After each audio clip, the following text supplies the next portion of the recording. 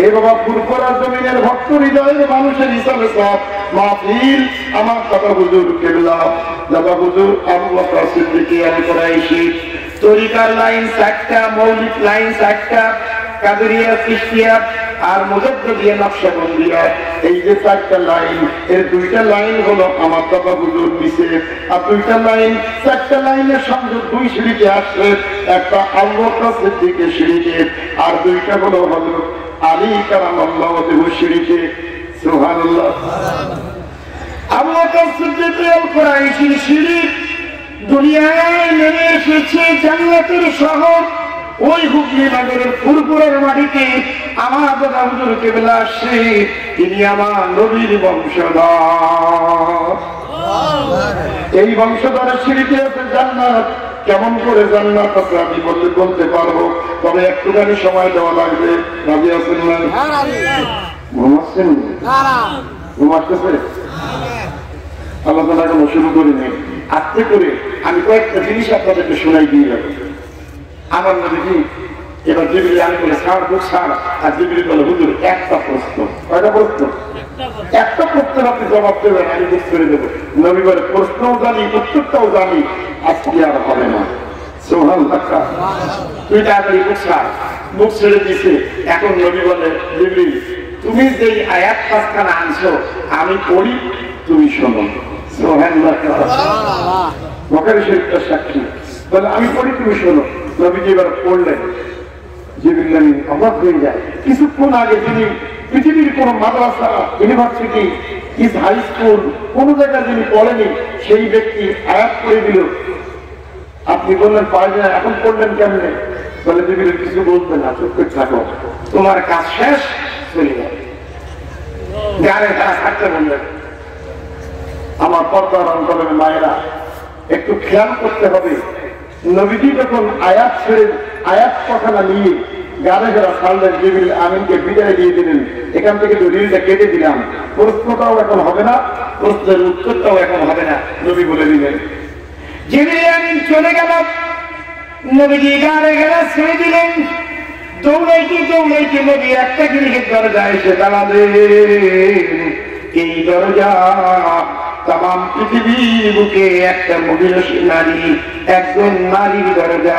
তিনি আর কোন নারী নন, তিনি মা খাদিজাতুল কুবরা। সবচেয়ে ধর্ম নারী খাদিজাতুল কুবরার গৃহের দরজায় নবী দাঁড়িয়ে দরজায় ধাক্কা দিলেন। রাতের অন্ধকারে স্বামী দরজায় ধাক্কা দেয়, কণ্ঠ কে? তা আমি। স্ত্রী বুঝতে পারে তার স্বামীর কণ্ঠস্বর, ঠিক কিনা? কথা বলে। সবচেয়ে আজীব কথা হলো এই, আল্লাহ তাআলা মানুষের অনেক চেহারা মিল দিছে, কিন্তু কণ্ঠের কোনো মিল দেয় নাই, আর বুড়ি আঙ্গুলের ছাপটার মিল দেয় নাই। সুবহানাল্লাহ। এই জন্য জমি জায়গার কাগজপত্র দেখবেন ওই বুড়ি আঙ্গুলের ছাপটা না, কেন জানেন?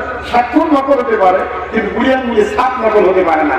যদি ছাপ নকল হইতো, জমি আপনার বাদ দিয়ে আর এক পুরুষ দখল করে বসত। কথা বলো ঠিক না? এখন দরজা এসে পড়া আসছে, কে? নবীজির কণ্ঠ শুনে খাদিজা দরজা খুলে দিচ্ছে। দরজা খুলে দিয়ে দেখে যে এক ঝলক নূরের আলো খাদিজার কুটিরের ভিতরে আলোকিত হয়ে গেল। খাদিজা চেহারা দিকে তাকিয়ে দেখে আমার স্বামী, কিন্তু এত সুন্দর চেহারা আর এত নূরের আলো আমার স্বামীর চেহারায় আসছে জীবনে আগে কোনোদিন দেখিনি। সুবহানাল্লাহ। দরজা ব্যারিকেড করছে। নবীজি বলে খাদিজা কণ্ঠের সাথে কোনো কর্কশ নাই, আর গভীর রাতে আমাদের স্বামী যে সমস্ত মার্কা পুরুষ আছে দরজা এসে লাঠি শুরু করে, দরজা খুব তাড়াতাড়ি দেরি হলে গালাগালি, ঠিক না? এখানে না, অন্য জায়গায়। নবীজি বলেন খাদিজা দরজা খুললে বন্ধ করে দিলে কেন হাত দিয়ে? তো বলে দরজা থাকতে পারি শর্ত একটা। কয়টা? জোরে বলুন, কয়টা? খাদিজা বলে শর্ত একটা। নবীজি বলে খাদিজা কি শর্ত? তাড়াতাড়ি বলো। আমি কিন্তু বর্তমানে প্রকম্পিত আমার শরীর, আমার শরীরের ভিতরে কম্পন হচ্ছে। লৌহে মাহফুজের কোরআন এখন আমার দিলে। খাদিজা বলে আমি এই দিনের অপেক্ষায় ছিলাম, আমাকে আপনি একটুখানি কলেমা পড়িয়ে দেন। কি পড়িয়ে দেন? পুরুষ কলেমা নেয়নি। একজন নবী সে নারী প্রথম নবীর হাত থেকে কলেমা নিল। নবী অবাক হয়ে যায়, খাদিজা তুমি আমাকে পয়গম্বরই তো মানলে? তাহলে আমি এই দিনটার অপেক্ষা ছিলাম, আমি জানতাম যে আপনি একদিন পয়গম্বর হবেন। খাদিজা কলেমা পড়ে মুসলমান হয়ে গেল। ওর দরজা ছেড়ে দাও। ওর দরজা ছেড়ে দিলাম ঠিকই, কিন্তু আরো শর্ত আছে দুইটা। শর্ত কয়টা? দুইটা। খাদিজার লোলুপ দৃষ্টিতে তাকানো দেখে নবীজি বারবার জিজ্ঞেস করে, খাদিজা আমার চেহারার দিকে তুমি এতবার তাকাও কেন? বলে আপনার চেহারার দিকে এত নূর, এত আলো কে দিল? আমি অবাক হচ্ছি। ততক্ষণে খাদিজা মুসলমান। সুবহানাল্লাহ। খাদিজা কি মুসলমান? ভারতের এক মাকে একজন ব্রাহ্মণ জিজ্ঞেস করেছিল আমার কাছে, হুজুর আপনার দেশে এক কবি আছে। আমি বললাম কোন কবি? কবি নজরুল। আরে চিনো নাকি? হুজুর আমাদের দেশে বাস, আপনাদের ওখানে কবি হই, বিদ্রোহী কবি হয়েছে, তাহলে কবির নামটা তোমার এত মনে পড়ছে কেন? বলতে হুজুর এই নারীদের ইজ্জত দিয়েছে এই কবি। আমার তখন মাথার একটু ভুলে গেল। আমি বললাম ব্রাহ্মণ শোনো, কবি নারী ইজ্জত দেয়নি, নারীদের ইজ্জত দিয়েছে আমার নবী। নারী কবিতা দিকে ইজ্জত দিয়েছে। আমি বললাম কি ইজ্জত? এ বিশ্বে যত ফুটিয়েছে ফুল, ফলিয়েছে যত ফল, নারী দিলে তাকে রূপরস মধুগন্ধ সুনির্মল। কবি লিখছে, কবি নজরুল। এ বিশ্বে যত ফুটিয়েছে ফুল, ফলিয়েছে যত ফল, নারী দিলে তাকে রূপরস মধুগন্ধ সুনির্মল। তাজমহলের পাথর দেখেছো দেখেছো কি তার প্রাণ, অন্তরে তার মমতাজ নারী বাহিরে পেশারা যান। জ্ঞানের লক্ষ্মী জ্ঞানের লক্ষ্মী শস্য লক্ষ্মী নারী, সুষমা লক্ষ্মী নারী ফিরেছে রূপে রূপে সঞ্চারী। আমি বললাম এইটা দিয়ে ইজ্জত বাড়াই নাই, ইজ্জত হলো নারী প্রথম কলেমা নিয়ে আমার নবী নারীদেরকে ছোট করে দেখেনি, কলেমা তাদের হাতে দিয়ে তাদের ইজ্জত বাড়িয়ে দিয়েছে। সুবহানাল্লাহ। আল্লাহ মুহাম্মদুর রাসূলুল্লাহ রব্বান কথা আমি ভুলি নাই। এই নবী সাধারণ কোন পয়গম্বর নন। এই নবীকে যারা চিনেছেন তারা পৃথিবীর বুকে আল্লাহর ওলি। আমার দাদা হুজুর নবীকে চিনত, আমরা নবীকে চিনি নাই। দাদা হুজুর নবীকে চিনল, আর মুবারক আজম আল্লামা রুহুল আমিন রাহমাতুল্লাহ আলাইহি, যিনি ছিলেন এবার বাংলার উপর বাংলার সবচেয়ে বড় আল্লাহর ওলি এবং একজন বড় আলেম, যার ইলমিয়াতের খবর যদি আপনাদের বলে দেই অবাক হয়ে যাবেন। এই ব্যক্তি যদি আরো কিছুদিন আগে জমিনে আসতো, আমার মনে হয় তিনি ইস্তেহাদ করার মতো একজন ব্যক্তি তিনি হয়ে যেতেন। আল্লামা রুহুল আমিন রাহমাতুল্লাহ আলাইহি আমার দাদা হুজুর 3 নম্বরে 3 জন খলিফার ভিতরে একজন শ্রেষ্ঠ খলিফা। দাদা হুজুর বলে আমি এমন একজন খলিফা পেলাম যেই খলিফার ভিতরে আমার ফেরাসাত গুলো আমি দাদা হুজুর দান করে দিয়েছি, যা অন্য কোন খলিফার হৃদয়ে আমি দান করি নাই।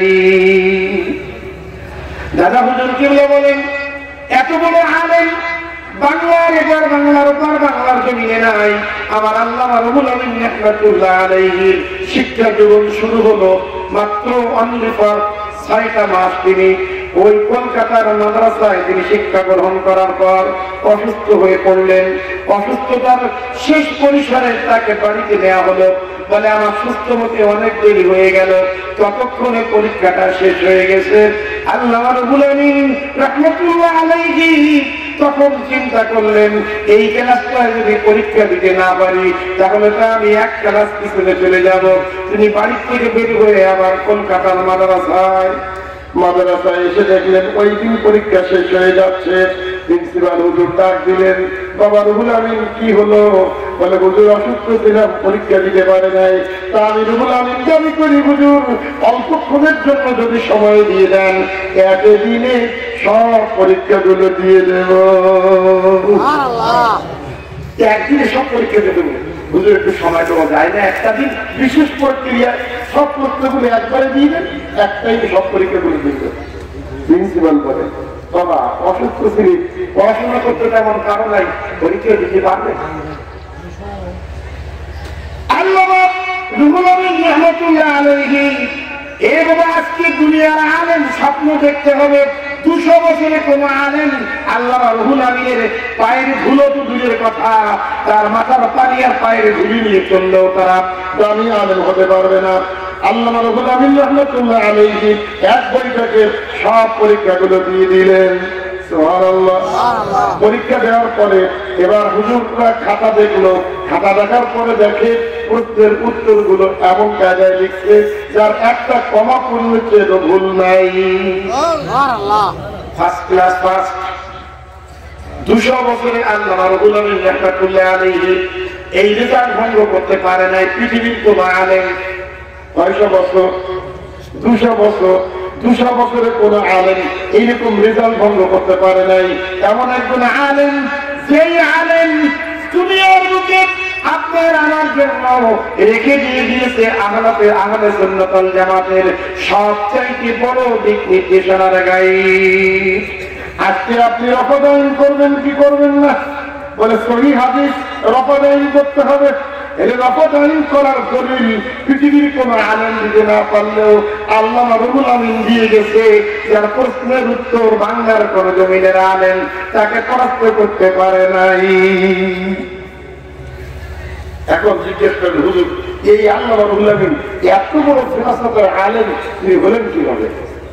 এনার জীবনের একটা মাত্র নমুনা আমার দাদা হুজুর, উনি যখন ইলমিয়াতের জ্ঞান শেষ করে দিলেন, শেষ করার পরে আমি সংক্ষেপে কেটে দিলাম, তাফসীরের দিকে যাবো। তাই উনি বললেন আমি ইলমিয়াতের জ্ঞান কেটে দেওয়ার মানে ইলমিয়াতের শিক্ষা শেষ হওয়ার পরে উনি মনে মনে ভাবলেন আমাকে একটু অন্য এলেম শিখতে হবে, বাতিনি এলেম শিখতে হবে। এই বাতিনি এলেমের শিক্ষার কোনো মাদ্রাসা আমাদের জমিনে নাই। এটা হলো ওলি আউলিয়াদের খানকা।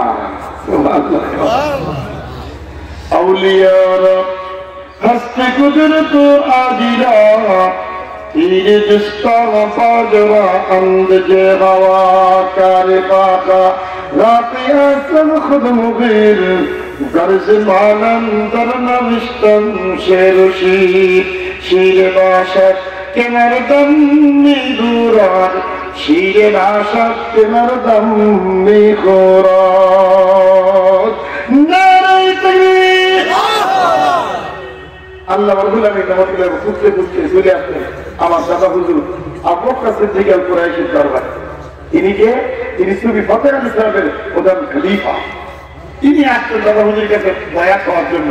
দাদা হুজুর দিব্য দৃষ্টিটি নজর দিয়ে দেখে এর ভিতরে এলেমের খনি। সুবহানাল্লাহ। কি দুনিয়ার এলেমের খনি এই বুকে। রুহুল আমিন এদিকে আসেন। আল্লামা রুহুল আমিন রাহমাতুল্লাহ আলাইহি দাদা হুজুরের কদম মোবারক স্পর্শ করে চুম্বন দিয়ে বলে হুজুর আমাকে বয়াত করে দেন। বলে রুহুল আমিন বয়াত বাবা শিখতে পারবা তো? আমার এই ব্যক্তিগতি নিয়ে বহন করে চলতে পারবা? এত বড় আলেম এলেন যাদের থাকে একটু অহংকার থাকে কি থাকে কিনা বলেন? আমরা যা একটু থেকে আলেম এলেন জানি তাই অহংকারের খেলা ওটা কি ওটা কলা গাছ ওটাকে ধরে ও তো এমনি গাছ ঠিক না। আজকে ইউটিউব দেখছেন অবস্থা কি বলছেন? কত আলেম এক আলেম আর এক আলেমে যে ধরনের গীবত করতেছে আমার মনে হয় দুনিয়ায় খুব তাড়াতাড়ি সংকীর্ণ অবস্থা আসছে। কারণ রাসূলের একটা হাদিস ছিল, সেই হাদিসটা আমি লাস্টে বলছি যে আজকে আলেমদের থেকে ফেতনা শুরু হবে। তাদের থেকে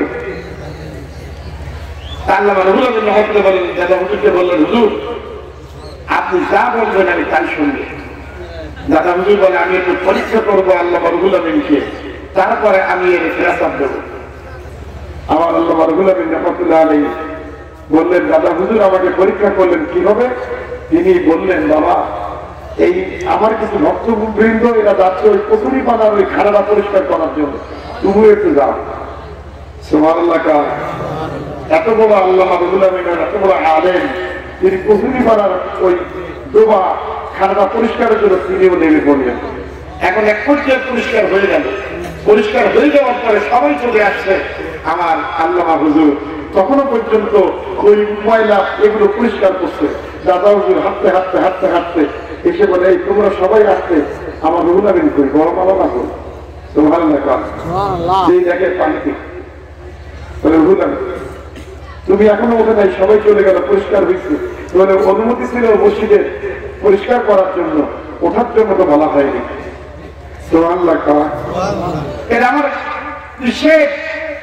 আমার মুর্শিদ আমাকে অনুমতি দিয়েছে যে পরিষ্কার করার জন্য, আমাকে উঠতে বলে নাই। যদি উঠতে বলে তাহলে আমি আবার দাদা হুজুর চলে আসি। দাদা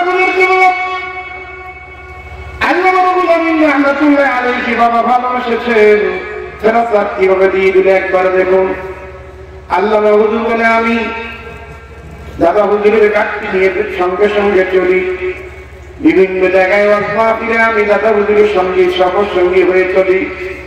দাদা হুজুর ওয়াজ করছেন, জুতা কানা খুলে দিয়েছেন স্টেজের নিকটে। আমি আল্লাহ রব্বুল আমিন আমার আপন মুর্শিদের জুতা দুখানা জড়িয়ে দিয়ে বুকের ভিতরে টান দিয়ে রেখে দিলাম।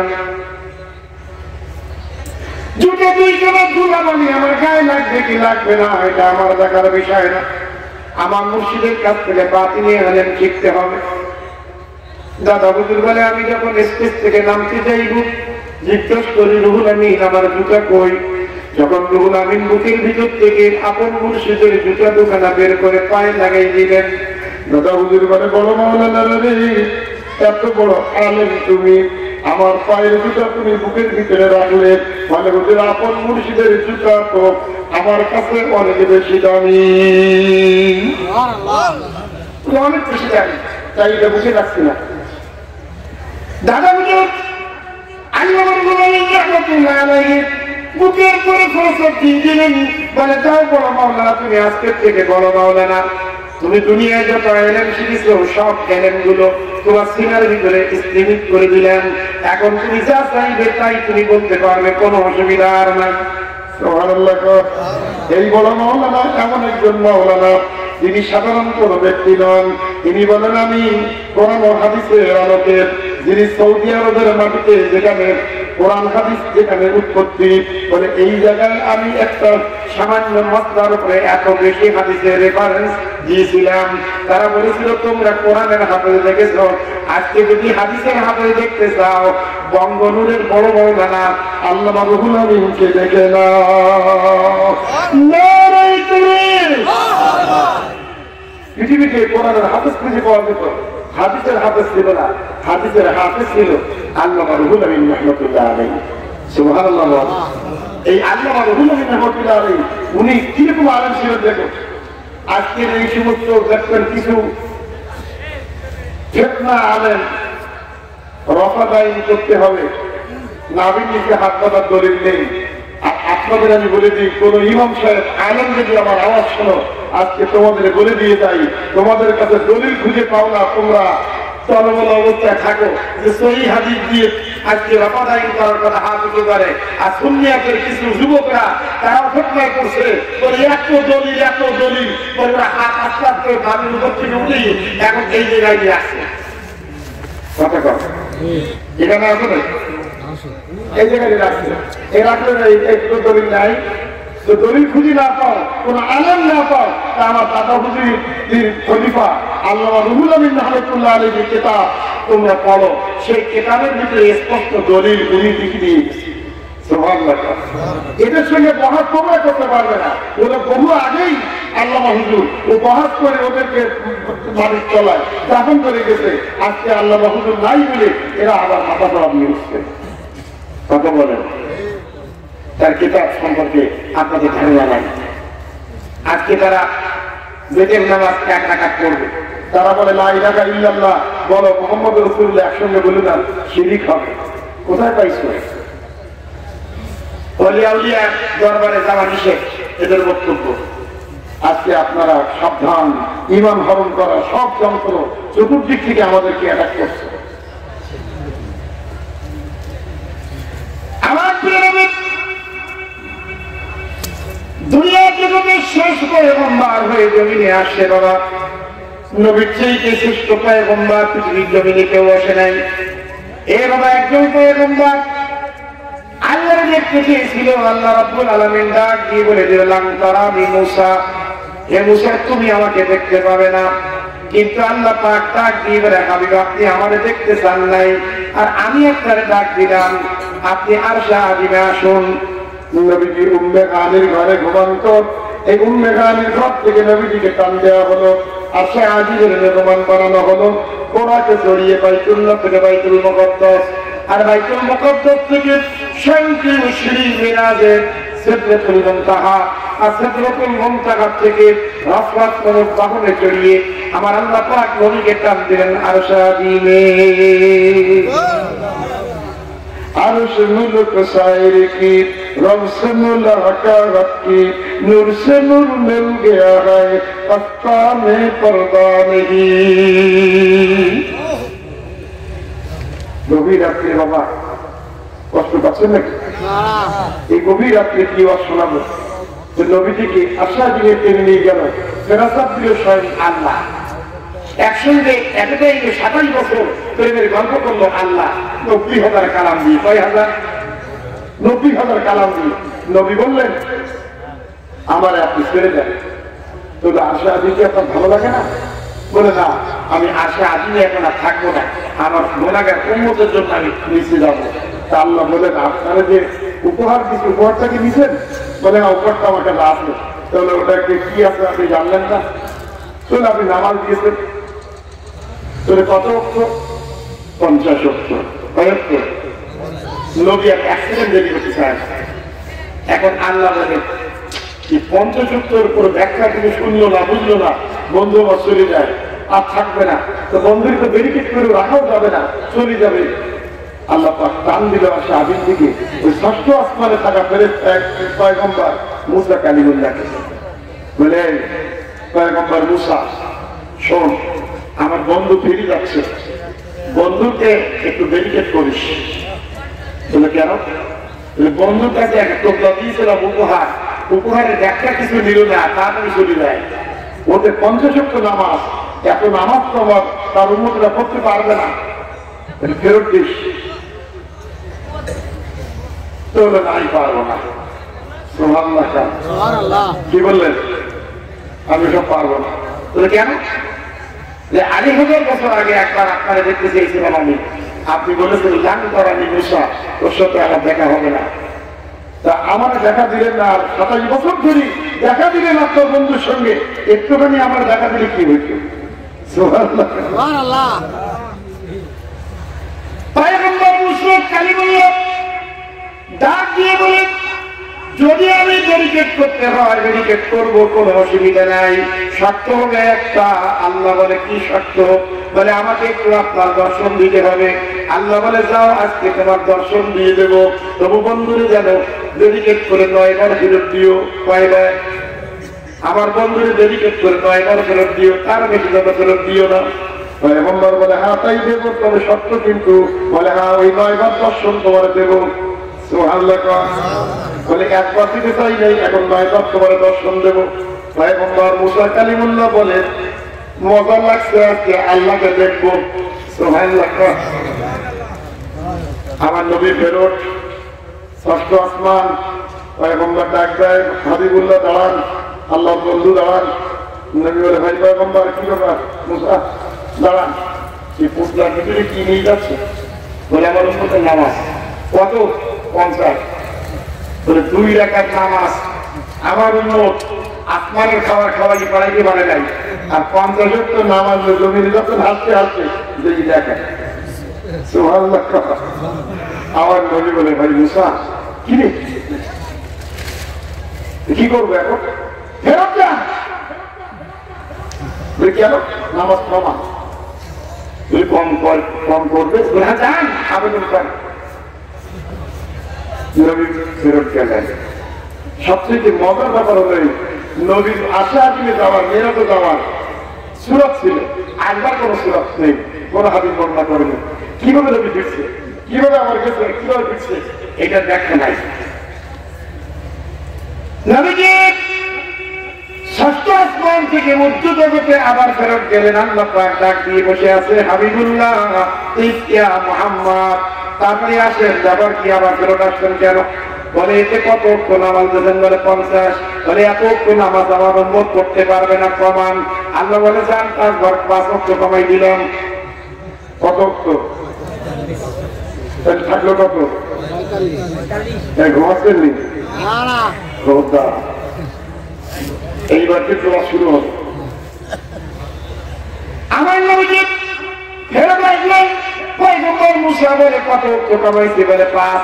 বলে 5 অক্ষ কমাই হাসতে হাসতে আসছেন, আবার যান। এখন এমনি করে 1 2 3 4 5 করতে করতে 9 বার ফেরত গেল আমার নবী। তাহলে 5-এর সংখ্যা ঠিক আছে, 5 × 45। কত হলো? 5 × 45। এখন 45 অক্ষ নামাজ আর নাই, আছে কত? আল্লাহ পয়গম্বর মুসা কালিমুল্লাহর ষষ্ঠ আসমানে যখন তিনি শেষবারের মতো ফেরত আসলেন, বাবা তাফসীর সাবির ভিতরে আসছে আমার নবীজি এবার আসার সঙ্গে সঙ্গে এবার মুসা কালিমুল্লাহ কোনো কিছুই জিজ্ঞেস করে না, আবার বলে ফেরত যান। নবী এবার ডেকে দাঁড়াইছে, বলে এই মুসা কালিমুল্লাহ, আমি তোরে মনে করছিলাম তুই আমার উম্মত দরদি নবী, এখন দেখি তুই উম্মত দরদি নবী নও। তুমি তো আমার উম্মতের নামাজ কমানোর জন্য আমারে ফেরত দাও নাই, কি কারণে ফেরত দিয়েছিলে বারবার বলো। বলে হুজুর কতবার ফেরত দিয়েছেন? 9 বার। ওরে পারবো না। আল্লাহ বলেছিলেন 9 বার ফেরত দিবি, এখন আরেক বক্ত ফেরত দেওয়া লাগবে না। নবী বলে প্রতিবার 5 ওয়াক্ত করে আমার আল্লাহ পাক নামাজকে কমাই দিয়েছিল, এখন যদি আরেকবার যাই তাহলে আমার উম্মতের নামাজ নাই। বলে এই পয়গম্বর কারণটা কি বল না?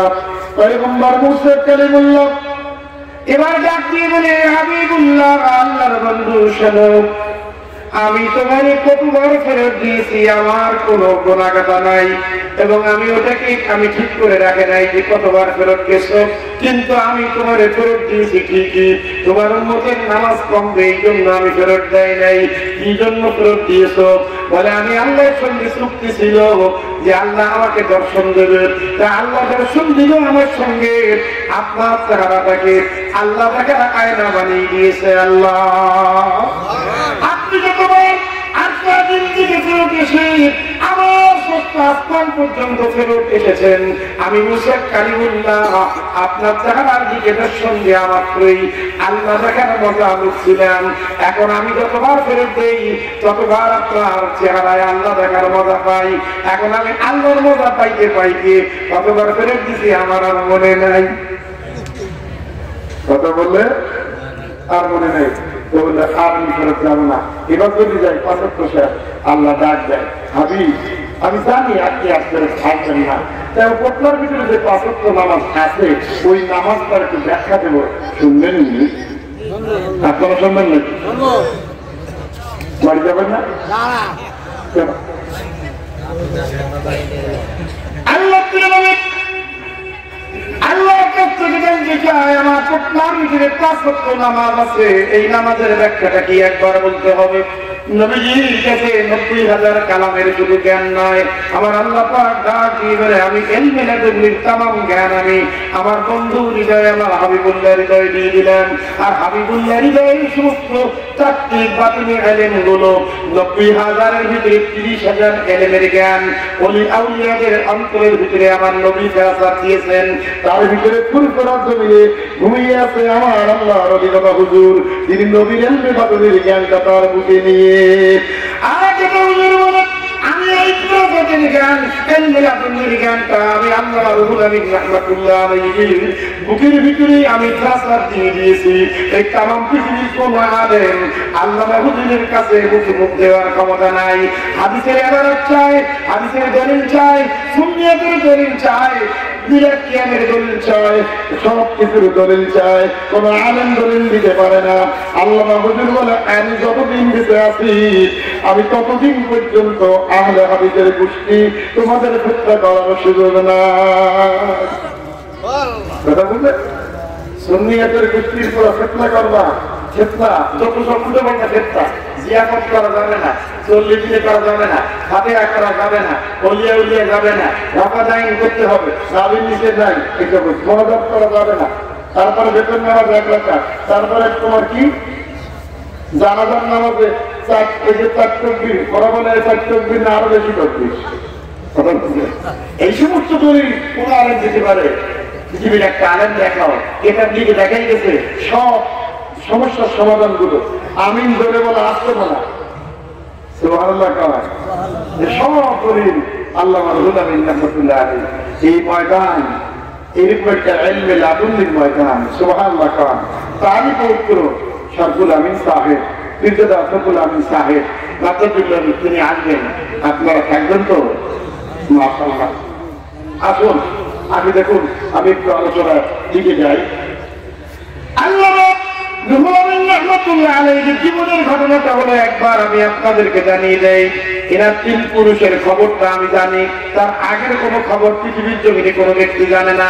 তিনি যেদিন জমিনে আসবেন, তার জমিনে আসবার আগে তার বাবা যিনি ছিলেন, তার বাবার কাছে সংবাদ দিয়েছিল একজন আল্লাহর ওলি আব্দুর রহমান, বলে এই আপনি শোনেন, আমি আব্দুর রহমান, আমাকে আর তোমাদের কোনো প্রশ্ন নাই, আমি তোমাদের বলি তোমাদের পরিবারে একজন বাংলার বাঘ আসবে, যে শুধু এপার বাংলা ওপার বাংলা না, তাম পৃথিবীর জমিনে যার শ্রেষ্ঠত্বের আসীন, তার নিশান চলতে থাকবে, বাতিলগুলো তার ভয়ে কাঁপতে থাকবে। সুসংবাদ জানিয়ে দিলেন আল্লামা রুহুল আমিন জমিনে আসছে। বাবা আশ্বিন মাসের 1 তারিখে, দিনটা ছিল শুক্রবার, তিনি জমিনে আসলেন। জমিনে আসবার পরে এই আল্লামা রুহুল আমিন রাহমাতুল্লাহ আলাইহি এমন একজন তীক্ষ্ণ বেরেংধারী এবং এনার স্মৃতিশক্তি একবার যা তিনি শুনতেন, জীবনে কোনোদিন তিনি এইটা আর ভুলতেন না। সুবহানাল্লাহ। যখন তিনি পাঠদান করতেন শিক্ষক, আল্লামা হুজুর বলে সৈন্য ছাত্রগুলো আমার কাছে এসে জিজ্ঞাসা করে, হুজুর আজকের পাঠদানের কথাটা আপনার মনে আছে নাকি? তখন ক্যাসেটের ফিতা তৈরি হয়নি, তখন রেকর্ড তৈরি করার মতো কোনো ক্যাসেটের ফিতা আসেনি। আল্লামা হুজুর বলে যে আমার একটা যা ব্ল্যাক বোর্ডে দেখিয়ে দিয়েছি, ওই ব্ল্যাক বোর্ডের একটা কমা পূর্ণশ্লোক পর্যন্ত আমি আল্লামা রুহুল আমিন আমার অন্তরের ভিতরে গাঁথা আছে। তিনি ওই জেলাতে ছাত্রদের পড়াই দিতেন, যা এই পরীক্ষা এই পরীক্ষা এরকম পড়াই দিতেন। সেই রকম একটা আলেম ছিল আল্লামা রুহুল আমিন রাহমাতুল্লাহ আলাইহি। ওনার ইলমে লাদুন্নির জ্ঞান অর্জন করেছিলেন তার মুর্শিদের কাছ থেকে। তার মুর্শিদ ছিল আমার দাদা হুজুর। সুবহানাল্লাহ। দাদা হুজুর বলে বড় মামা, বড় মামা না বলে ডাকতো। নামাজ বা জামাতে যখন আদায় করা হয়, তারপরে দিয়ে সালাম ফিরানোর পরে দিয়ে হাত তুলে নামাজ করা হয়। আল্লাহ কথা আমি ভুলে নাই।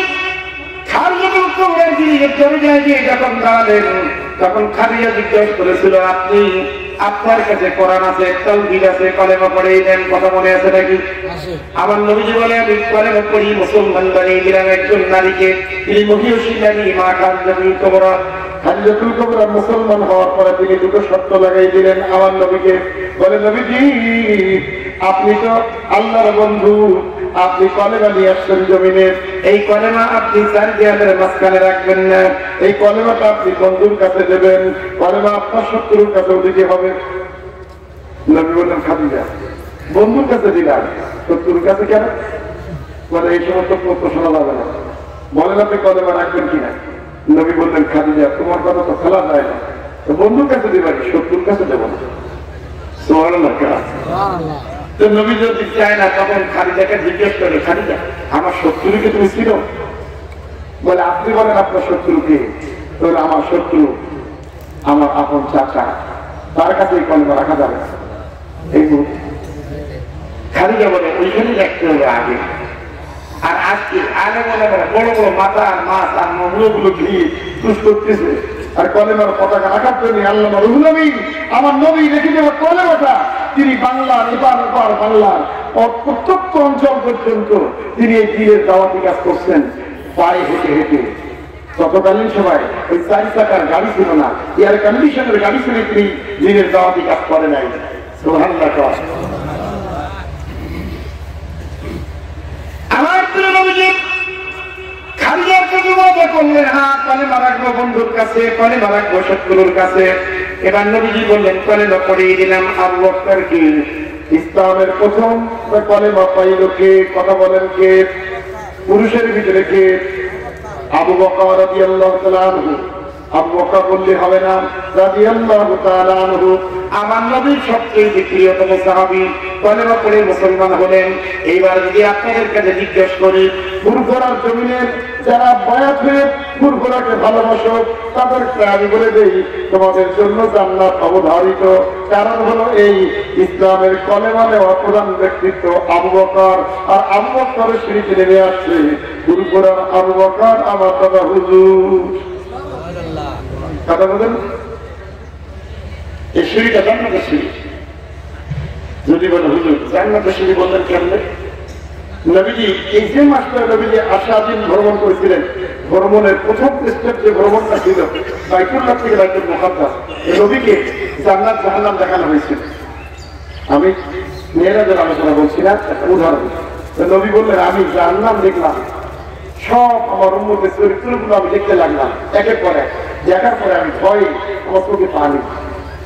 আল্লাহ ডাক দিয়ে বলে, এই যে আমার বন্ধু কাঁদে কাঁদে, তো বলে জাহান্নামের স্মৃতির দিকে একটা বন্ধু কাটতেছে, তো বলে তাড়াতাড়ি জান্নাতে দেখা, জান্নাতে নিয়ে চল আর আর আজাদের কিছু দেখানো লাগবে না, তাড়াতাড়ি আমার বন্ধুকে জান্নাতে ঢুকান। যেগুলো আমি বললাম আমি জান্নাতে ঢুকান। কোথায়? জান্নাতে ঢুকেছি। জান্নাতে ঢুকানোর পর নবীজি যে জান্নাতে ঢুকছে, ঢোকার প্রথম স্টেপ চোখ দেখে বিশাল বিল্ডিং, বিশাল একটা সুন্দর বিল্ডিং, যা পৃথিবীর কোনো নবীন সেই বিল্ডিং চোখে দেখেনি। নবী দেখলেন এত সুন্দর বর্তমানে বিল্ডিং, নবী মনে মনে চিন্তা করলেন এই বিল্ডিংটা মনে হয় আমি নবী আমার জন্য তৈরি করা হয়েছে। সুবহানাল্লাহ। জিবরিল আমাকে জিজ্ঞেস করে, এই বিল্ডিংটা কার? জিবরিল বলে আপনার না, এই বিল্ডিং আপনার জন্য তৈরি করা হয়নি। নবীর মনটা খারাপ, কার জন্য? তা আল্লাহ বলছে ওই বিল্ডিং আপনার স্ত্রী খাদিজার জন্য তৈরি করা হয়েছে। সুবহানাল্লাহ। কার জন্য? নবী বলে জান্নাতের প্রথম দর্শন আমি নবী যার বিল্ডিংটা দেখলাম, মা তোমাদের কাছে নাসিব গোলাকার বলে দিয়ে গেল। জান্নাতে নবী যখন মেয়েরাজের শুরুতেই জান্নাত পরিদর্শন করতে ঢুকলেন, ঢোকার প্রথম বিল্ডিংটা নবীর চোখে পড়লো। নবী বলে বিল্ডিংটা কার? বিল্ডিং খাদিজার বিল্ডিং। নবী জিজ্ঞেস করে, মাবুদ খাদিজার জন্য এই বিল্ডিংটা আপনি কেন তৈরি করলেন? বলে খাদিজা আমার কলেমার পতাকা প্রথম উড়াইছে। প্রথম খাদিজাই আমার কলেমার পতাকা উড়াইছে, এই আমি প্রথম জান্নাতের বিল্ডিংটাও আমি আল্লাহ পাক আপনাকে তৈরি করেছি। এই হিসাবটা এখন নবীর মনে একটু প্রশান্তি। মা আজকে তোমরা যারা এক জায়গায় বসেছো, তোমাদের কলকাতা করো না, একটু ওয়াজ শোনো, তোমাদের ওয়াজ একটু দেবো এখন। খাদিজাতুল কুবরা এবার ওই বিল্ডিং যখন দেখলেন, দেখার পরে নবীর মনটা একটু খারাপ, তা আল্লাহ আমার বিল্ডিংটা গেল করুন। সুবহানাল্লাহ। খাদিজার বিল্ডিংটা আগে দেখাইছিলেন, যেটা আমার বিল্ডিংটা করুন। নবী আমার কিছু লোক জান্নাতের ভিতরে অবস্থান করছে, জান্নাত দেখছে, জান্নাত দেখছে, জান্নাত দেখছে। নবী বলে দ্বিতীয় একটা বিল্ডিং আমার চোখের সামনে হাজিরা দেওয়া হলো। এই বিল্ডিংটা আমি যখন দেখলাম প্রথম বিল্ডিং এর চাইতেও আরো সুন্দর একটা বিল্ডিং। এই বিল্ডিংটার ইট গুলো একটা করে সামনের, একটা করে রৌপ্যের, আর তার মাঝখানে বেশ কম্বর দিয়ে কাটা। মানে এই বিল্ডিংটা চতুর্দিকে সুবাসিত, তার পাশ দিয়ে নগর প্রবাহিত, চারটা নগর প্রবাহিত। আমি জিজ্ঞেস করি জিবরিলের, এই বিল্ডিংটা কার? সুবহানাল্লাহ। দুনিয়া এরকম বিল্ডিং কেউ স্বপ্ন দেখতে পারবে? মানে এই বিল্ডিংটা কার?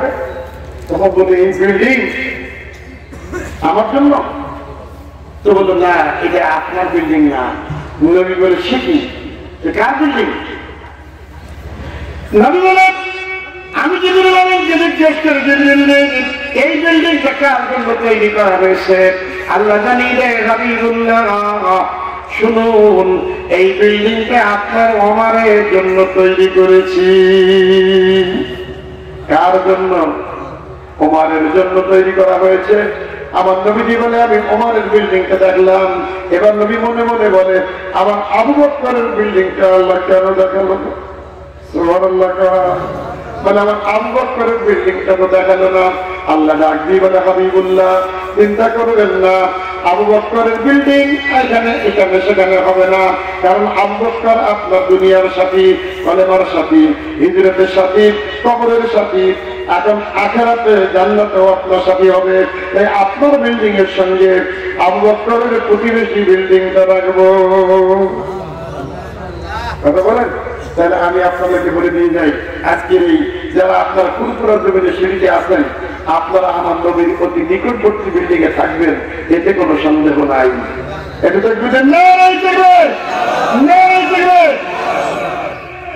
আপনারা এর থাকবেন, এতে কোনো সন্দেহ নাই। এ বাবা, আজকে করে আমার নবীজি এবার ডাক দেখা দিয়া, শত্রুর কাছে কলেমা রাখবো ঠিকই, কিন্তু তোমার কাছে একটা প্রশ্ন খালি দেয়, তুমি শত্রুর কাছে কলেমা রাখতে চাও কেন? আবু বকরের কাছে দিলাম, এখন কলেমা আমার চাচার কাছে দিলেই একটু মারতে শুরু হয়ে যাবে।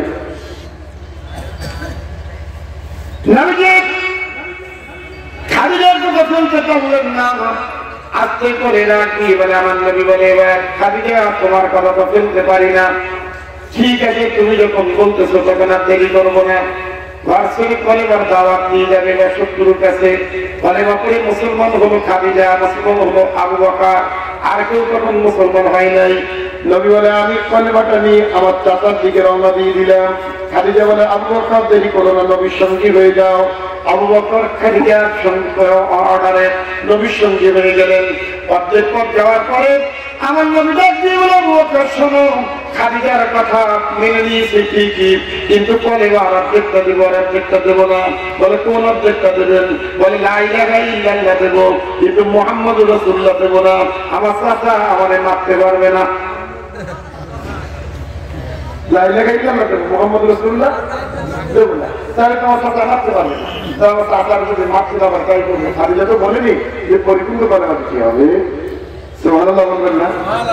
নবী একটু হিকমত করে কলেমা দিতে আগাতে, চাচা দূর থেকে দেখে যে খাদিজার চেহারা এত কালো কেন, চোখে আর নজরে আর পলক পড়ে না, চুপচাপ। খাদিজা নির্দেশ, চাচা কলেমা পড়ে, লা ইলাহা ইল্লাল্লাহ পড় বলে, আমি একটা কথা নিয়েছি আপনি পড়ে। চাচা বলে করতে হবে না, কি বলবো বলো? সাধারণ মান নাকি, কি বলবো বলো, করতে হবে। আমার নবী একবার দুইবার তিনবার বললেন পড়ো, বলে করতে হবে, তুই বলো। নবীজি বলে চাচা আমার চেহারা কি দেখে, তোমার চেহারা একটা কি আছে আলো কেন, তাই দেখি। সুবহানাল্লাহ।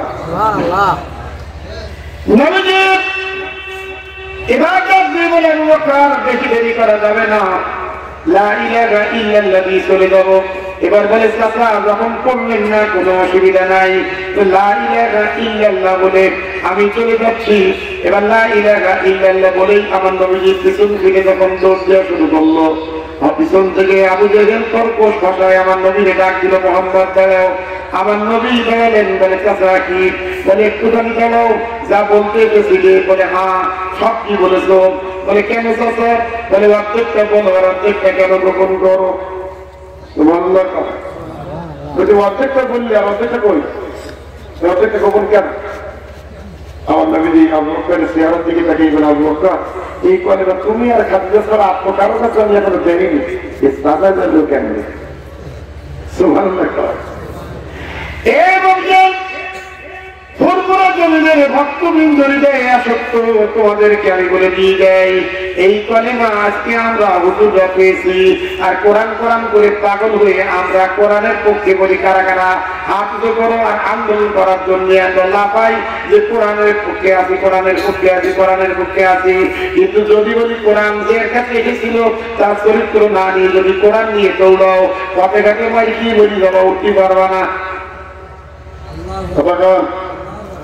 ওই আদর্শ নিয়েছিল আমার দাদা হুজুর, আদর্শ নিয়েছিল আল্লাহ রব্বুল আলামিন। আল্লাহ রব্বুল আলামিন রাহমাতুল্লাহ আলাইহি জীবনের একটা বাস্তব নমুনা দেখুন। উনি যখন কালাবগি মানুষের কাছে কলেমার দাওয়াত দিয়ে গেলেন, বাবা কালাবগি হলো ননিয়ান খান পারবি আরো সুন্দরবনের গায়ে, এই জায়গায় যখন তিনি ওই কলেমার দাওয়াত দিয়ে গেলেন, তারা বলে বাবা এখানে কোনো হুজুরের ওয়াজ করার সুযোগ নেই। বলে কেন? বলে এই জায়গায় ওয়াজ করা কোনো হুজুরকে আমরা ওয়াজ করতে দেব না।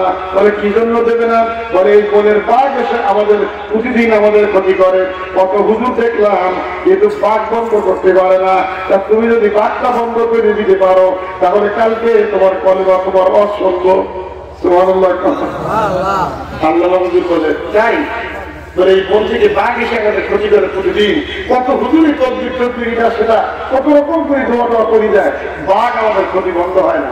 আর তুমি যদি বাঘটা বন্ধ করে দিতে পারো তাহলে তোমার অসংখ্য, নইলে তোমার অসংখ্য না। আমার আল্লাহ হুজুর যেখানে জায়গাটা দিয়েছেন, আমি নাসির গোলাঘাট সেখানে গেছি, সেই জায়গাটা আমার সৌভাগ্য হয়েছে যাওয়ার। আমি দেখি আমি নিয়া, আরে আমি নিয়া কি এখানে আবার আমি নিয়ে কেন? তো এখানে আল্লাহ রব্বুল আমিন রাহমাতুল্লাহ আলাইহি এসেছিল, তার স্মৃতি ফলক হলো এই মাদ্রাসা। এবং এই মাদ্রাসাটা আমরা গরম কাঠ দিয়ে না, এখন আমরা পাকা করার চেষ্টা করছি। এটা আমরা স্মৃতি সংরক্ষণ করি। কেন করো? তো ঐক্যবদ্ধি পর্যন্ত আল্লামা হুজুরের মুখের জমানের কথা বনের বাঘ শুনেছে, কিন্তু আর নদী কোনোদিন পার হয় না।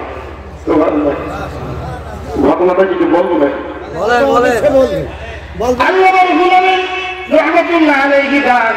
বাবা কি হলো? বলে হ্যাঁ বাঘ বন্ধ করতে কিভাবে? আমার আল্লামা হুজুর এবার ডাক দিয়ে বলে আমাকে তারা থাকতে দেবে বারান্দা, ঘরের বারান্দায় আমার থাকতে দেয়। বলে বারান্দায় থাকতে যদি বাঘ এসে ধরে হুজুরি গড়িয়ে চলে যাবে, আমরা ঘরে থাকবো। আল্লাহ রাব্বুল আমিন রাহমাতুল্লাহ আলাইহি বললেন শীতের কমকমে শীত, আমার একটা না খাতার একটা পালি দিয়ে বারান্দার জায়গা করে দিল, আমার তারা ঘরের জায়গা দিল না। তারা বিনিদ্র রজনী জেগে থাকে, কখন বাঘটা এসে হুজুরি ধরবে। ওরা কিন্তু ঘরে ঘুমাই নাই। লোকজন গুলো বলে আমরা বিনিদ্র রজনী চোখগুলো খুলে তাকিয়ে আছি, তখন আল্লামা হুজুরের বাঘ এসে পাকড়াও করবে, কারণ প্রতিদিন বাঘ আসে আর ক্ষতি করে।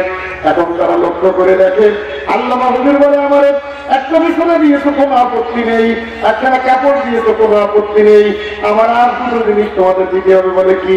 বলে লাঠি বাটি দিতে পারবো না। লাঠি বাটি দিতে পারবো বলে বাবা সব কিছু যায়নি, একটা জায়নামাজ আর এক লোটা পানি। এটা জায়নামাজ আর এক লোটা কি পানি আমার কাছে দিতে হবে। তাহলে তা ওটা কোনো সমস্যা নেই। এক লোটা পানি আর জায়নামাজ কেনা হুজুরি হাতে দিয়ে ওরা বারান্দায় হুজুরি রেখে দিয়ে ওরা ঘরের ভিতরে চুপ করে সোজা, কখন বাঘ আসছে হুজুরি ধরিয়ে চলে যাচ্ছে। ওইটা ওই হুজুর তোমার কারামতে আসছে। আল্লাহ বললেন আমি ঘন্টা খানিক পরে, এরকম একটা টাইমে একজন বিরুদ্ধ মানুষ বলে ঘন্টা খানিক পরে আল্লাহ রাব্বুল আমিন রাহমাতুল্লাহ আলাইহি বারান্দার নিচে গিয়ে বজ্জার পানিটাতে উযু করে দিল। উযুর শেষ করার পরে তিনি এবার জায়নামাজ বিছিয়ে নামাজ আদায় করছে। আর লক্ষ্য করে দেখে বনের বাঘগুলো কাতারে কাতারে তার বাড়ির বারান্দার নিচে সব বাঘগুলো কাতারে কাতারে এসে ওই বারান্দার নিচে যেরকম আপনার ওয়াজ শুনতেছে ওরা ওইরকম ওয়াজ শোনার মতো করে বসে চুপ করে বসে আছে। আল্লামা হুজুর এবার বারান্দা থেকে নামে বলে তোরা ক্ষতি করিস নি, ক্ষতি করিস নি, বল তোরা ক্ষতি করবি না। বাঘগুলো যেন মনে হয় শ্রোতা হয়ে আল্লাহ হুজুর কথা শুনছে আর মাথায় হাত দিয়ে দিয়ে বাঘগুলো আমাকে হাত বুলিয়ে দিয়ে আল্লামা হুজুর সামনে হাঁটে আর বাঘগুলো পিছনে পিছনে পিছনে পিছনে চলে গেল। বলে পিছনে যাচ্ছে ঠিকই, কিন্তু নদী কিভাবে পার হলো আমরা তো দেখতে পেলাম না।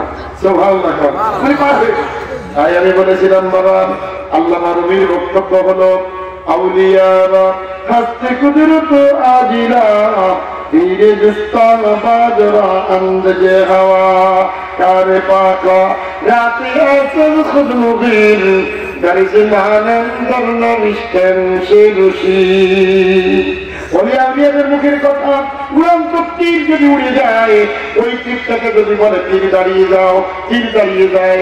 আল্লাহ মাহবুবুর বলে আমি বাঘগুলোকে ডাক দিলাম, তোরা উঠবি না, আর মানুষের ক্ষতি করবি না, আর করে ক্ষতি করবি না।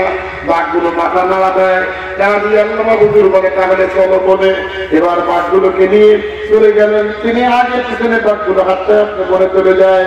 এবার সাধারণ লোকগুলো চিন্তা করলো হুজুর গেল কই, তারা আর খুঁজে পায় না। আল্লাহ রাব্বুল আলামিন রাহমাতুল্লাহ আলাইহি তার জীবনের ভিতরে লিখছেন একজন ব্যক্তি তার বক্তব্য খুব লাইন করেছে। ওই কালাবাগির এক বৃদ্ধ মানুষ বলে হুজুর অনেকক্ষণ ফজরের আযান হয়ে গেল, আমার আল্লামা হুজুরকে আর খুঁজে পাই না। লক্ষ্য করে দেখি আমরা খুঁজি বোনের দিকে, এখন বাড়ির দিকে এসে দেখি বারান্দার যায় নামাজে আল্লামা রুহুল আমিন চলে গেল। এসে দেখি তারা বারান্দার উপরে তিনি যায় নামাজে বাড়ি নামাজ করতেছেন। এখন লোকগুলো বলে হুজুর কেউ পা ধরছে, কেউ হাত ধরছে, কেউ কপাল ধরছে, কেউ চুম্বন দিচ্ছে। বলে হুজুর মাফ করে দেবেন, আমরা আপনাকে চিনতে পারিনি, আপনি কে?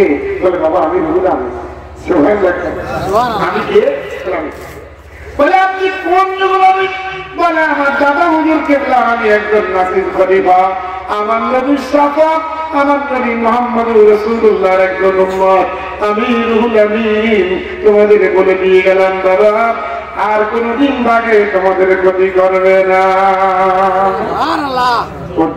তাদের ঘটনা তারা বলে বাঘ আসে, বারান্দার পরে ওঠে, চালের পরে উঠে বসে থাকে, কিন্তু কোন গরু ছাগল মানুষের ক্ষতি করে না।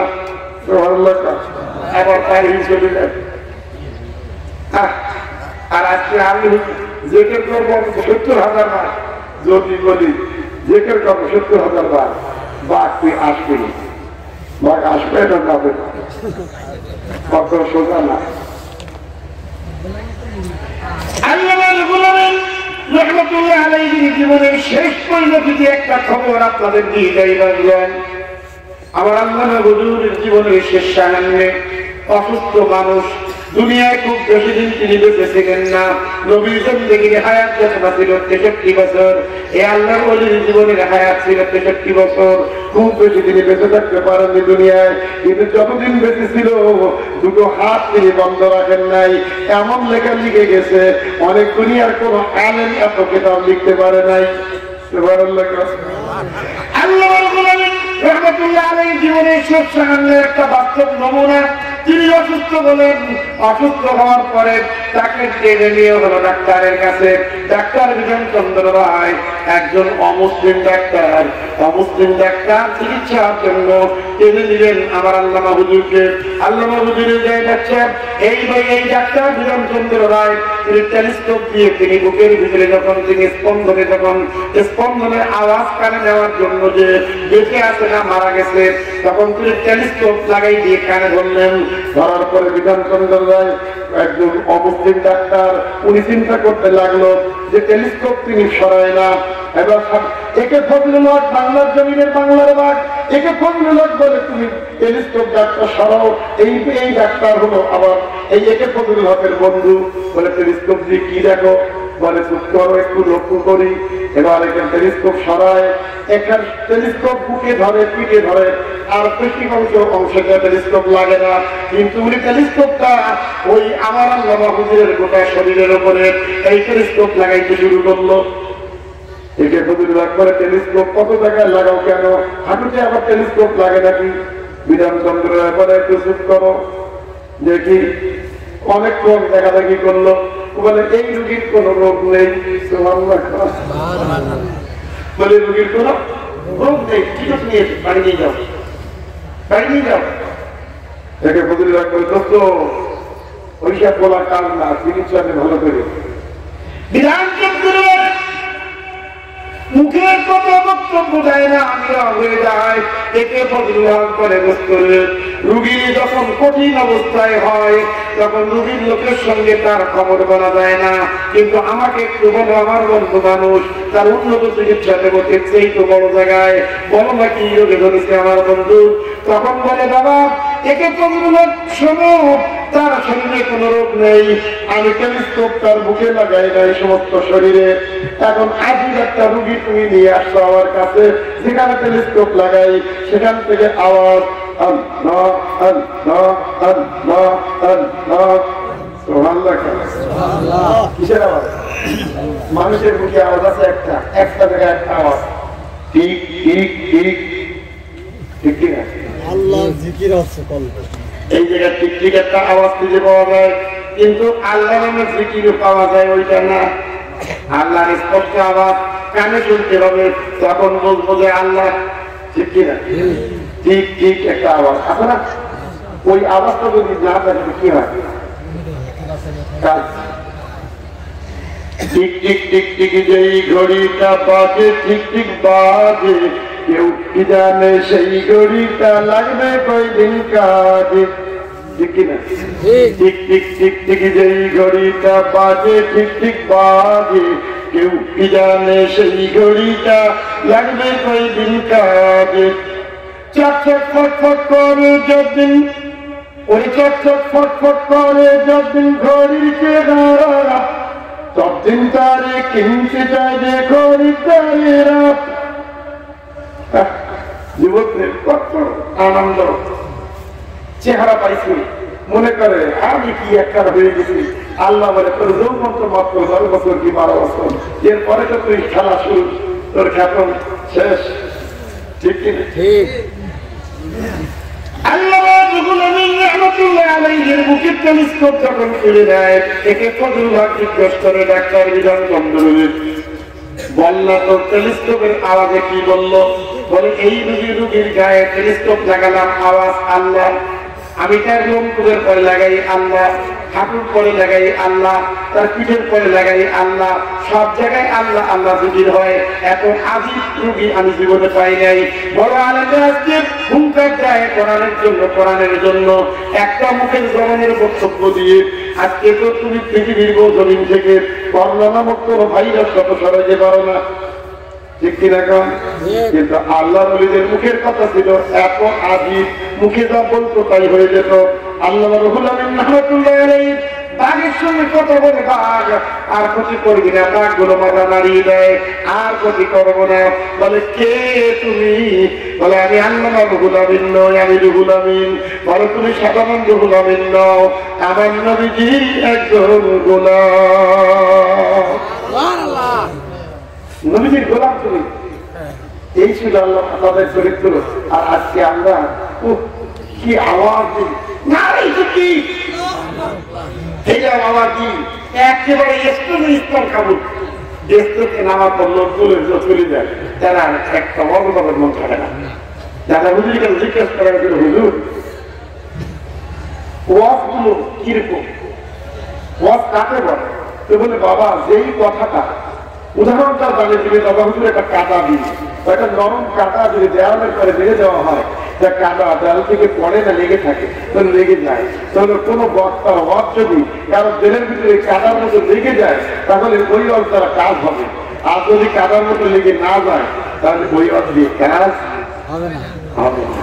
এসেছিল দাদা হুজুরের বক্তব্য। আল্লাহ রাব্বুল আলামিন রাহমাতুল্লাহ আলাইহি লক্ষ লক্ষ মানুষের দরজায় দাঁড়িয়ে ওয়াজ করছে। দাদা হুজুর বলে রুহুল আমিন বড় মাওলানা, ওয়াজ করো? বলে হুজুর হ্যাঁ। বলে এত আওয়াজ, তখন লাউড স্পিকারে আওয়াজ ছিল না। আমার দাদা হুজুর বলে বড় মাওলানা চেয়ারে বসে ওয়াজ করো, কোনো অসুবিধা নাই, নিচে বসে ওয়াজ করো, কোনো অসুবিধা নাই। আমি দাদা হুজুর বলছি হাজার হাজার লোক নয়, লক্ষাধিক লোক যদি তোমার ময়দানে থাকে, তোমার মুখের কথা প্রত্যেকের কানে সমানভাবে পৌঁছাবে। আল্লাহ হুজুরের জীবনীতে আসছে যে আল্লাহ হুজুর যখন কোন জায়গায় ময়দানে তখন ওয়াজ করতেন, তখন তার মুখের কথাগুলো, আওয়াজগুলো সব মানুষ সমানভাবে শুনতে পেত। এই ছিল ওয়াজ। আজকের জমানায় সেই ওয়াজ আর নাই, ঠিক কিনা? আজকের ওয়াজের ভিতরে আছে অস, এই ওয়াজ করিতে এমন অস, লোকগুলো হয়ে গেছে বেহুশ, ঠিক কিনা? তাই বাবা কোরআনের কথার তাফসীর একটু দিয়ে শেষ করে দিয়ে দেব, বেশি দেরি আপনাদের জন্য করবো না। আমার আল্লাহ পাক কোরআনে এইটা কি বলে দিয়েছিলেন, قد جاءكم من الله نور ওয়া কিতাবুম মুবিন। আল্লাহ রাব্বুল আলামিন বলে আমার নবী আমার বন্ধুকে আগে নিয়েছি জমিনে, তারপরে নিয়ে এসেছি কোরআন। নবী ছিল কোরআনের সবচেয়ে ধারক বাহক। এই কোরআনে যা আছে আমার নবীর চরিত্র ছিল তাই। এই নবীর চরিত্র ছিল কোরআনের চরিত্র। মা আয়েশা সিদ্দিকার কাছে জিজ্ঞেস করা হয়েছিল, আয়েশা সিদ্দিকা বলো না এই নবীর চরিত্র কি? কারণ আয়েশা সিদ্দিকা বলেছিল খুলুকুর রাসূল, রাসূলের চরিত্র হলো খুলুকুল কোরআন। কোরআনের চরিত্র যা এই নবীর চরিত্র তাই। এই জন্য বাবা আপনাদের কাছে একটা ছোট্ট টিপ দিয়ে দেয়। এই নবীজির কাছে কোরআন যখন আসলো, নবীজি কোরআন সেই বছর ধরে কোরআন গুলো নবীর কাছে আসছে। সুবহানাল্লাহ। কয় বছরে? 23 বছরে। এই মাসটা হলো শাবানের মাস। এই মাসটা কি? শাবানের মাস। এর পরবর্তী যে মাসটা আমাদের কাছে আসতেছে এই মাসটার নাম কি? রমজান মাস। পৃথিবীর জমিনে যত পয়গম্বর আসছে সব পয়গম্বরের কাছে এই তাদের সহিফাগুলো রমজান মাসে নিয়ে এসেছে। কোন মাসে? রমজান মাসে নিয়ে এসেছে। এখন আদম ইব্রাহিম খলিলুল্লাহ সহিফা পহেলা রমজান, তওরাত কিতাব 6 রমজান, জবুর 12 রমজান, ইনজিল 18 রমজান, কোরআন 27 রমজান। সুবহানাল্লাহ। আচ্ছা মাঝখানে আরো চিন্তা করে তওরাত 6 রমজান, জবুর 12 রমজান, মাঝখানে কত? 6 দিন। আবার ইনজিল 18 রমজান, মাঝখানে কত? 6। এবার কোরআন 27 রমজান ধরলাম, মাঝখানে কত? 9। মাঝখানে কত? 9। নবীর হায়াত 63, 6 আর 3 মাঝখান থেকে যোগ করবেন, এর যোগফল হবে 9। সুবহানাল্লাহ। সুবহানাল্লাহ। যোগফল হবে কি? আল্লাহ এই কোরআনুল কারীম ছাড়া জমিনের মুখে যেদিন তিনি প্রথম নিয়ে কলেমার দাওয়াত দিলেন বাবা, এই দাওয়াতে কলেমা দিল তৃতীয় কায়দায়।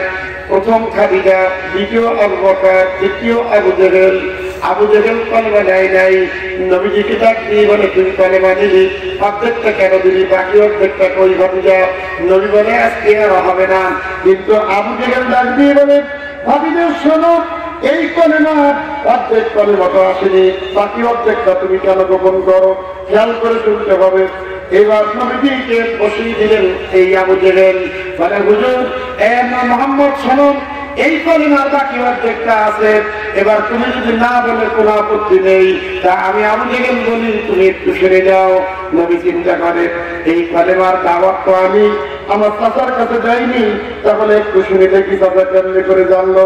চাচা বলে লা ইলাহা ইল্লাল্লাহ আদম সফিউল্লাহ, লা ইলাহা ইল্লাল্লাহ ইব্রাহিম খলিলুল্লাহ, লা ইলাহা ইল্লাল্লাহ মুসা কালিমুল্লাহ, লা ইলাহা ইল্লাল্লাহ ঈসা রূহুল্লাহ। এবার বলে ভাতিজা শোনো, তোমার এইখান থেকে 570 বছর আগে একজন পয়গম্বর ছিল, তিনি ছিল ঈসা রূহুল্লাহ। এই ঈসা রূহুল্লাহ বলেছিল লা ইলাহা ইল্লাল্লাহ। এখন যারা এই কথাটা বলে তার পিছনে তার নামটা থাকে। 570 বছরে লা ইলাহা ইল্লাল্লাহ কেউ আর দেয় নাই। এখন তুমি লা ইলাহা ইল্লাল্লাহ বলছো, এখন এর পিছনে হবে মুহাম্মাদুর।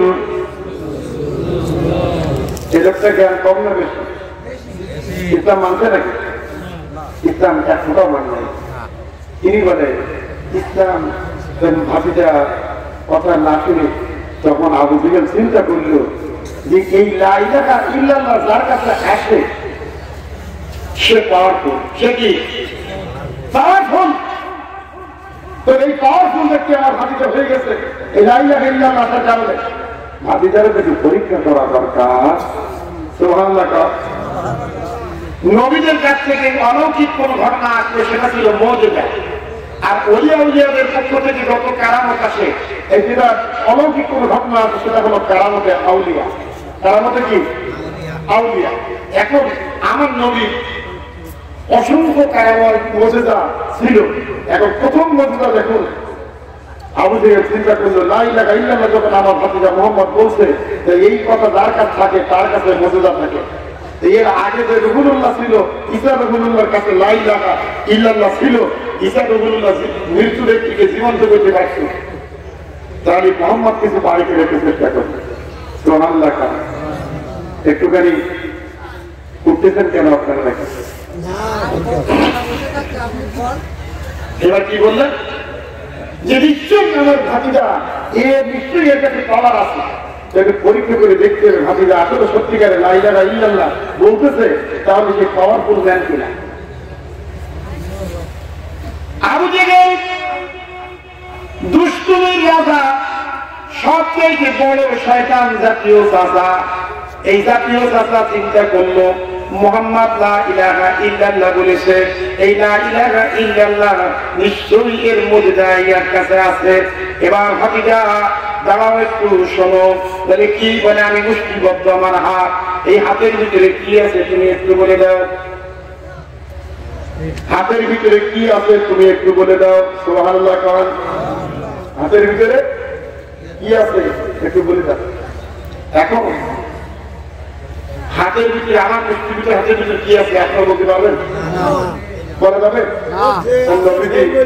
যেমন জিজ্ঞেস করলো এই হাতের ভিতরে কি আছে বলে দাও, নবীজি বলেন চাচা আমি বুঝতে পারছি আপনি সাধারণ ব্যক্তি না, আপনি অনেক জ্ঞানী, আপনার নাম এই জন্য সমাজের মানুষ দিয়েছে আবুল হাসান, আপনি জ্ঞানের পিতা।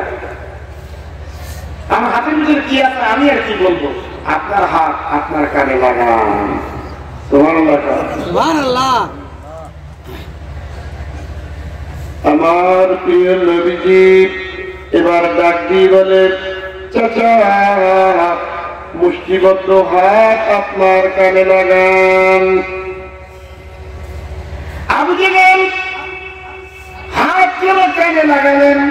কানে লাগিয়ে আমার হাত নিচে নামিয়ে দিলেন। আমার নবী বলে চাচা হাত কানে লাগিয়ে উত্তরটা কানে গেছে কিনা? চাচাই কোনো কথা বলে না। একজন উর্দু কবি এই চাচার ব্যাখ্যাটা দিয়ে দিয়েছেন, এমনি করে একবার শুনুন। एक दिन का वाक़या अबू जहल ने कहा कह दीजिए आए मोहम्मद हाथ के अंदर है क्या? बोलते ही कौन करी बोले मत ये बोल उठी ला इलाहा इल्लल्लाहु मुहम्मदुर রাসূলুল্লাহ। এখন অর্ধেক কথা পরিপূর্ণ। চাচা কি করছে? লাইন খারাপ, জাদুকর। হাতের ভিতরে ছিল কঙ্কর পাথরের কুড়ি, ওই নুড়ি ছোট ছোট নুড়ি, ওটা কি করলো ছুরি যাবার আবু কুবাইসের পাহাড়ের পরে ছুরি দিল। যে ছুরি দিয়েছে পাথরের পাহাড় কম্পন দেয় আর ডাক দেয় মুহাম্মাদুর রাসূলুল্লাহ। 1969 সালে 16 জুলাই দিল্লি টাইম 11টা 59 বাবা তিনজন ব্যক্তি অ্যাপোলোতে চড়ে তাদের দেশে গিয়ে পৌঁছালো। আমেরিকার তিনজন ব্যক্তির নাম ছিল নীল আর্মস্ট্রং, মাইকেল কলিন্স, ফ্যাবিউল আলবাস। এই তিনজন গেল চাঁদে, পিঠে ছিল এই বক্স।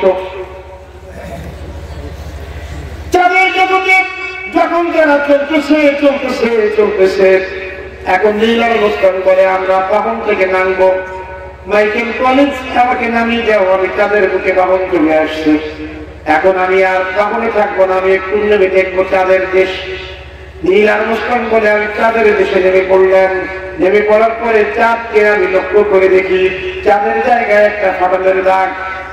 নবীর ইরশাদ করে চাঁদের ফাটলের দাগের ব্যাখ্যাটা আমি করে দিচ্ছি। নীল আর্মস্ট্রং বলে আমি চাঁদের দেশে ঘুরতে ঘুরতে পাথরগুলো পুড়িয়ে দিলাম, পাথরের গায়ে অঙ্কিত হলো আমার নবীর নাম। নীল আর্মস্ট্রং বলে আমি চাঁদের দেশে ঘুরতে ঘুরতে আমি এডিউল আলবাসকে বলি এডিউল আলবাসি তুই কি আমার সঙ্গে হবি নাকি? বলে হ্যাঁ হব। এডিউল আলবাস বলে আমি যখন নীল আর্মস্ট্রংয়ের নিকটবর্তী হয়ে গেলাম, বলে দেখতে একটা আওয়াজ কানে পাস কিনা? বলে হ্যাঁ। কি আওয়াজ? আশহাদু আন্না মুহাম্মাদার রাসূলুল্লাহ। নবীজির নামের আওয়াজ আরেকটা কানে দেখিনি এই দুইজন যখন তার বাহন অ্যাপোলোতে চললো, মাইকেল কলিন্স বলে তোরা কি দেখলি? বলে আমরা তাদের দেশে আজই 3 দিনই দেখলাম। বলে এইটা থেকে কি বুঝলি? বলে কিছুই বুঝতে পারে নাই। তারা ফেরত আসলো পৃথিবীতে। ফেরত আসার পরে তার 5 বছর জীবন করে 2 বছর পরে জাকার্তার মিটিং এ এই নীল আর্মস্ট্রং যখন তিনি মিটিং এ গেলেন, হঠাৎ করে মুসলমানদের আজানের আওয়াজ তার কানে। এবার শুনতে বলে কে আজান দেয়? বলে মুসলমানদের মুয়াজ্জিনের আজান। বলে এই নামটা তো আমি তাহলে শুনেছিলাম। সুবহানাল্লাহ। সুবহানাল্লাহ। মিটিং এর কথা মনে নাই। নীল আর্মস্ট্রং তার ভাই ইসলাম কেন মুসলমান হলাম তার জীবনের ভিতরে লিখছে। বলে আমি মুহাম্মাদের প্রেমে পড়ে গেলাম। মুহাম্মাদের প্রেমে কেন পড়লেন? বলে আমি মুহাম্মাদের নাম চাঁদের দেশের ভিতরে কে লিখলো? আমাদের আগে চাঁদে এমনি করে কেউ ভ্রমণ করেনি। পাথরের গায়ে এই কে কোন ছাপাখানা এই নামগুলো পাথরের গায়ে লিখে দিল। নীল আর্মস্ট্রং তার ইংরেজি বই লিখতে লিখছে ভাই ইসলাম কেন মুসলমান হলেন? এই বইয়ের ভিতরে তিনি লিখছেন যে আমি লক্ষ্য করি এবার মুয়াজ্জিনের নিকটবর্তী হইলে জিজ্ঞেস করি কার নাম বললে পরে আমাদের নবীর নাম আজানের সঙ্গে ভাষায়। তোমাদের নবীর জীবনী কি? বলে আমাদের নবীর জীবনী হলো কোরআন। বলে গোটা কোরআনুল কারীম যা আমার নবীর জীবনী হলো তাই। এবার তারা জিজ্ঞেস করলো কোরআনুল কারীম দাও। কোরআনুল কারীম দিয়ে দিল। কোরআনুল কারীম পড়তে পড়তে নবীর প্রেমে পাগল হয়ে গেল। সুবহানাল্লাহ। প্রেমে খুশবু ধারাম তোমারি জন্নে মতুয়ারাম আমি হতেন পারি সব বিহারা যদি তোমার প্রেমে পাই গো সারা। হে রাসূল হে রাসূল হে রাসূল তোমারি জন্যে মন কাঁদে আখি কাঁদে ভুবন কাঁদে। সুবহানাল্লাহ। সুবহানাল্লাহ। এর তাকবীর তো নাই থাকবে নাই থাকবে। নীল আর্মস্ট্রং বলে আমি ইমাম সাহেবকে ডাকলাম। বলে কলেমা পড়াইব। ইমাম সাহেব বলে হুজুর আমার আপনার কলেমা পড়তে হবে কেন? বলে আমি নীল আর্মস্ট্রং চাঁদের দেশে গিয়ে চাঁদের গায়ে ফাটলের দাগ দেখছি। ফাটলটা কেন? ইমাম সাহেব বলে আমাদের নবী চাঁদটার জীবন থেকে করেছিল। সেই ঘটনা আসছে সামনে।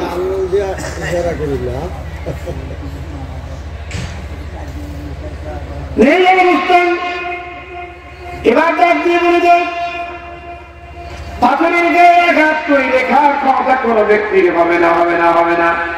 কিন্তু আমি পাথরের গায়ে মুহাম্মাদের নামটা দেখে বুঝলাম দুনিয়ার কোন রাইটার এই নাম এভাবে লিখতে পারবে না। এই ছোট্ট ছোট্ট পাথরের গায়ে হাজার হাজার নাম। এই অবস্থান করে আমি কোরআনুল কারীম শেখা করতে গিয়ে আমি আমার জীবনের ভুল ধরে ফেলতে পারলাম। কিন্তু বাবা দুঃখের বিষয় হলো এই মুসলমান ঘরের সন্তানগুলো কোরআন পড়ে কিন্তু জীবনের ভুল বুঝতে পারে না। তারা জীবনের ভুল দিতে পারে না। এই অবস্থান বলে আমি ওই কোরআনুল কারীম শেখা যেদিন পড়ে আমি মুসলমান হয়ে গেলাম। মুসলমান হওয়ার সঙ্গে সঙ্গে আমি বক্তব্য দিয়ে দিলাম আমার বইয়ের ভিতরে that Muhammad boasts as to the literary excellence of the Quran, not unfounded future evidence taken to masters who is backward about the country after the establishment of Islam. কথা আমি ভুলে নেই। আরেকটি জায়গায় আমার নবী যখন অন্তিম সময় এসে আমার নবী যখন অন্তিম সময়ের শেষ মুহূর্তে নবী পৃথিবীর জমিন ছেড়ে চলে যাবে। বাবা আমি বলেছিলাম নবীজির 40 বছরে কোরআন এসেছিল। এই কোরআন খানা প্রথম কথা মনে আছে নাকি একবার আপনার দোষীর মিলাতে হবে। নবী বলে আমি 40 বছরের বয়সে আমার কাছে কোরআন আসলো। এই কোরআনের জিন্দেগি ছিল আমার মাত্র 23 বছর, তার 10টা বছর কেটে গিয়েছিল মক্কায়। 10 বছর পরে আমার জীবনের 13টা বছর আমি মদিনায় চলে যাই। মদিনায় যখন আমি মক্কা ছেড়ে মদিনায় চলে গেলাম, মদিনায় যাওয়ার সময় আমি নবীজি এই কোরআনের জিন্দেগি তৈরি করতে সময় লাগলো মাত্র 13টা বছর। 13 বছরে আমি নবী 7,75,000 বর্গ কিলোমিটারের প্রেসিডেন্ট।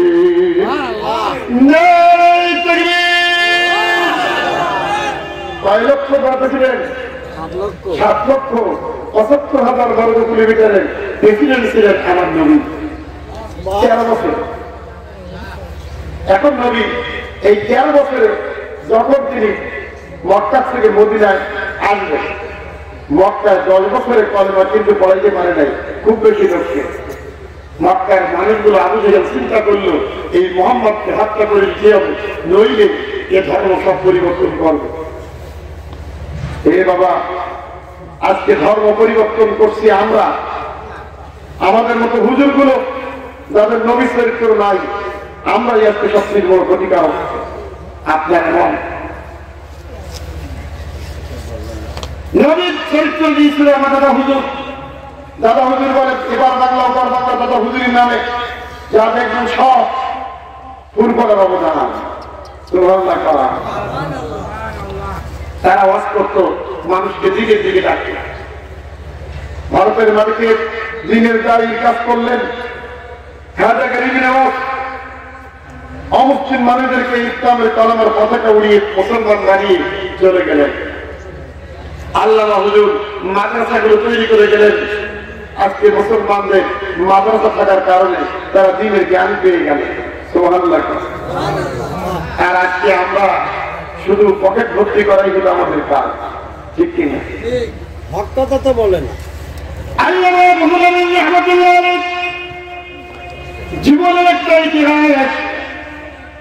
এই আল্লাহ রাব্বুল আলামিন রাহমাতুল্লাহ আলাইহি নবীর হাদিসগুলো এমন কায়দায় মন্থন করেছিলেন বাবা, যেই হাদিসগুলোকে তিনি তার সামনে যখন কোন হাদিসের কথা শোনা হতো, উনি অনার্গান মুখস্থ হাদিসগুলো বলে দিত।